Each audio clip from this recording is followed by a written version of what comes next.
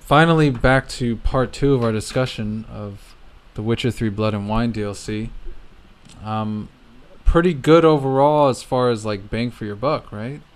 Yeah, we're both in the position of having finished the main storyline, and you wrung out all of the side quests and all of the side locations. Yep. As far as the main storyline, it wasn't as high as the high points of the main Witcher 3 game overall. There was some really good like main storyline characters in that. This one has fewer characters overall, and it kind of just focuses on them. Yeah, and the characters are flatter a little bit, and some of that's on purpose because this DLC is playing with these high fantasy tropes, and so one of the main characters, and this isn't a spoiler, but one of the main characters that you meet very early on is the Duchess of this land, and she is a duchess in the high fantasy trope of a duchess, right? And the kind of troubles that she has are fairly, for lack of a better word, generic, right? It's some family troubles mixed in with some mysterious murder here and there. And your mission to solve it, as fantastic as the writing in The Witcher generally is, I actually thought this quest, in terms of twists and turns, it has twists and it has some interesting scenarios, and we can talk about like the Fairyland a little bit later if you want.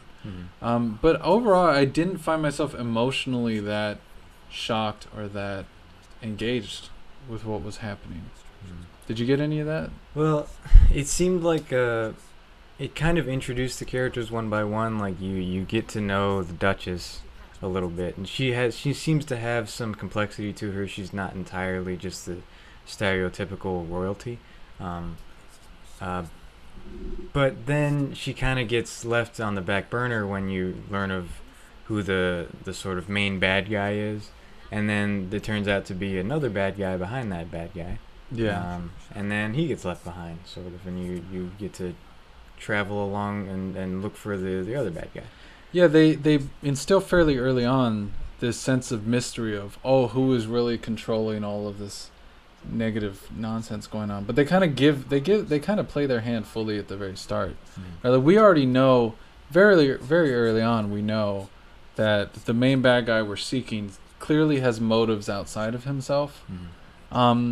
And the reveal of who's behind all of the trouble isn't that emotionally engaging because it's not a character that we already care about or know much about outside of, that is the person now. Now we know about this person. But prior to that, we had no stake in that individual.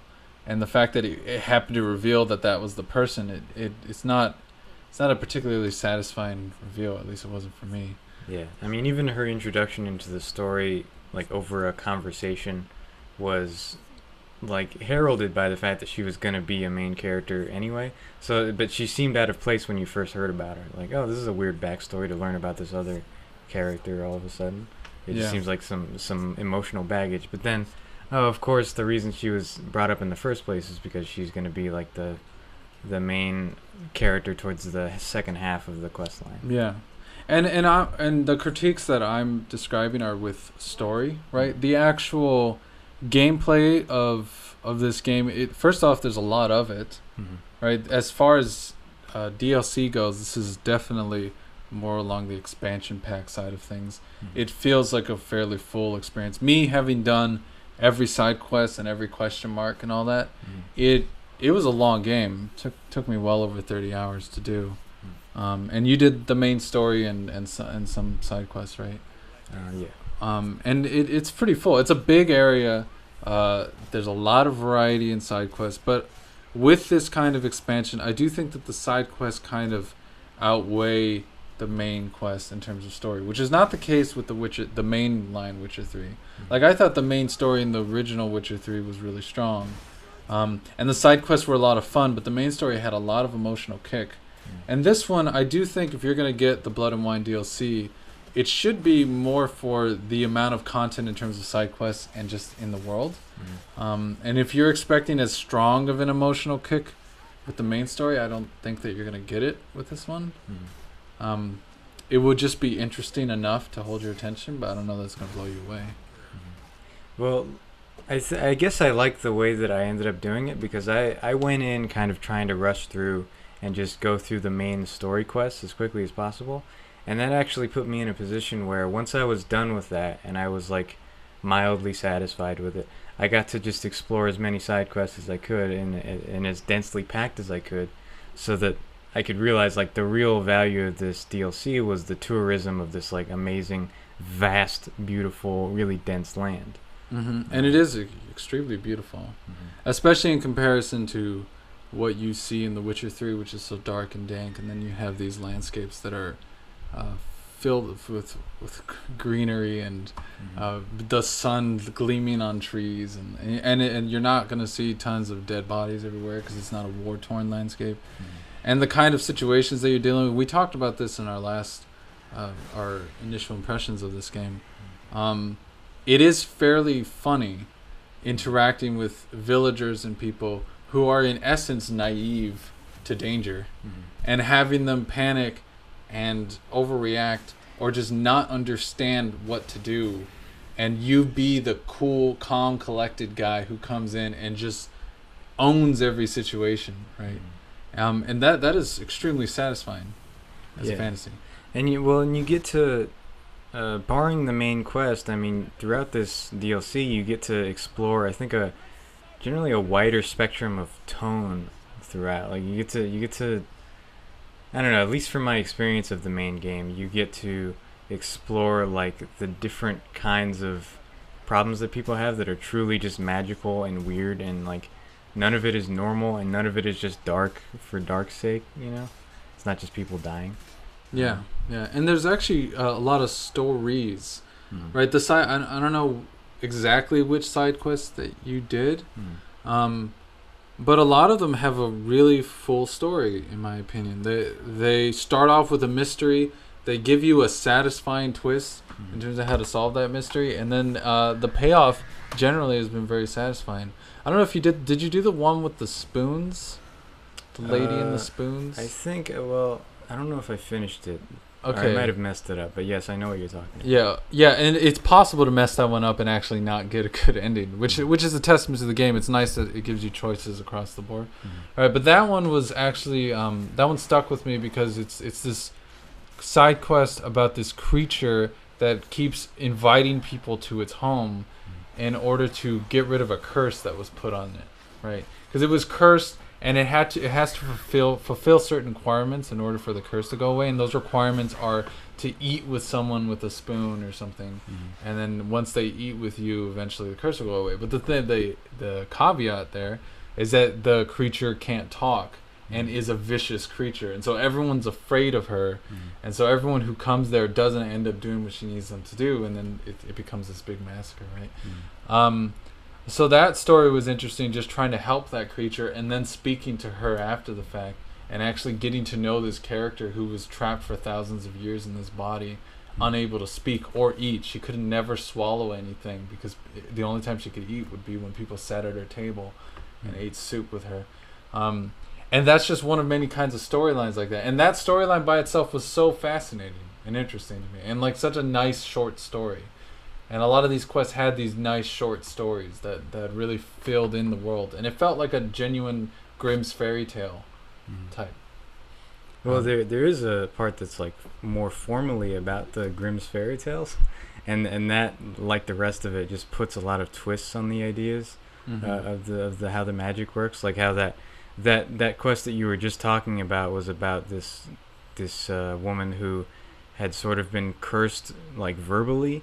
And so she, through her interpretation of the curse, that was what informed what the curse was. Yeah, exactly. So that was really interesting because the curse like wasn't quite what the witch intended, you know. Yeah, and you, in order to save her, have to reinterpret the words. That's part of the key, and I won't spoil how you do it, but it is part of the way of dealing with that quest. And that was actually how I ended up getting the bad ending of that quest because I misinterpreted the words.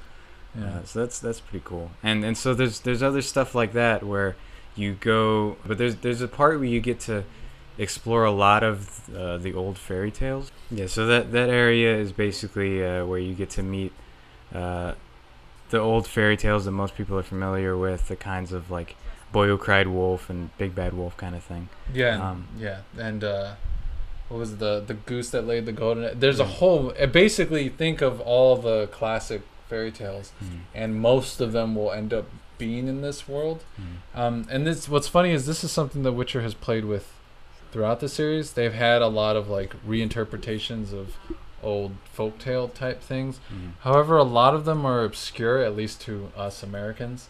Maybe because they're Polish legends or something. mm, What is cool about this particular section is that I was familiar with all of them, mm, and it was really fun seeing dark versions of these old children's tales. mm. Right, even darker than Grimm fairy tales would be dark. Right. Um, Yeah, they kind of take those and they fast forward in time. Like, well, what would this character end up like over time after Mhm. the story is finished?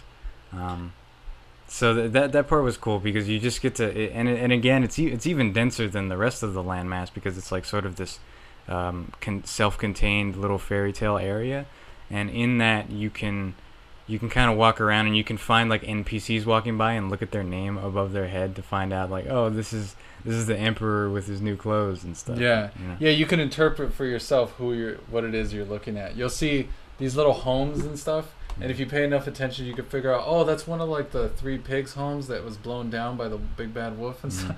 And you can like figure stuff like that out. It's Yeah. really And fun. then you have to intuit like, okay, well, I need to get into this pig's house. How do I blow it down? Yeah, yeah. So you use the like gust of wind power. Yeah, and that's a good chunk of space in the game too, Mm. right? Like it's a decent landmass. Mm. It doesn't have a bunch of side quests, but there is a lot to look at. I think it's a really enjoyable part of the game. Mm.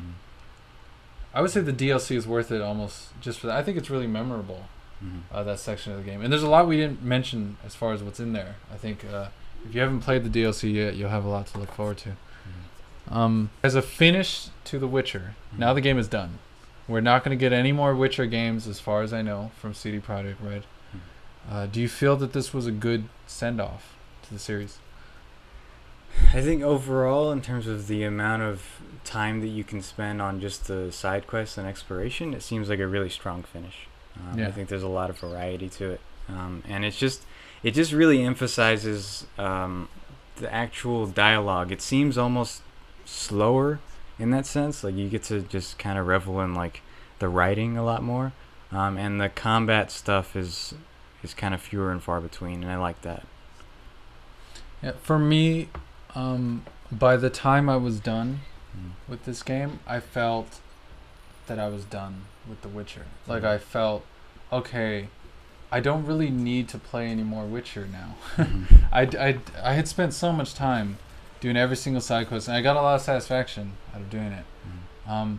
But it thankfully did not overstay its welcome, but it definitely could.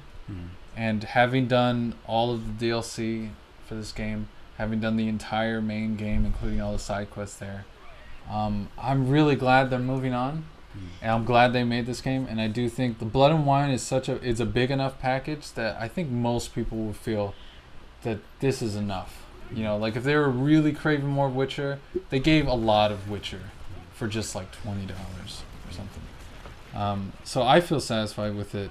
I think the game is fantastic. We have minor gripes about, story elements with the main story, but the game is fun. It's a fun game. Witcher is a good RPG. It has a good level up system, at least it's an interesting level up system. And there's a heck of a lot to interact with and look at, and it looks beautiful. Yeah.